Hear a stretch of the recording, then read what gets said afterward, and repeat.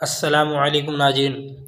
इस मुआविन नमाज में हम गुस्ल का बयान यानी कि गुस्ल के फ़राइज़ और गुस्ल की सुन्नतें, इन दोनों का तज़किरा करेंगे। इन दोनों को हम बताएंगे, इंशाअल्लाह आप याद करेंगे। ठीक है, चलिए शुरू करते हैं।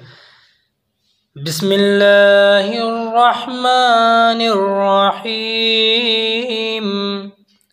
गुस्ल के फ़राइज़। गुस्ल में 3 चीज़ें फ़र्ज है। नंबर 1 मुँह भर कर कुल्ली करना। नंबर 2 नरम हड्डी तक नाक में पानी पहुँचाना। नंबर 3 तमाम बदन पर 1 मरतबा पानी बहाना। ये तो हमारे हुए गुस्ल के फ़र्ज। गुस्ल की सुन्नतें, आइए शुरू करते हैं। गुस्ल की सुन्नतें।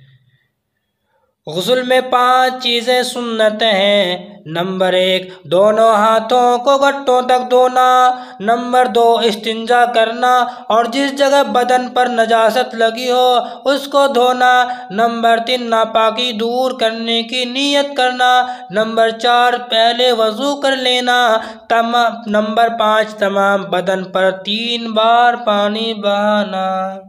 जी ठीक है, ये हमारे गुस्ल के फ़राइज़ और गुस्ल की सुन्नतें मैंने बता दिया। ये आपको याद करना है, ठीक है, और याद करने के साथ साथ इन पर अमल भी करना है।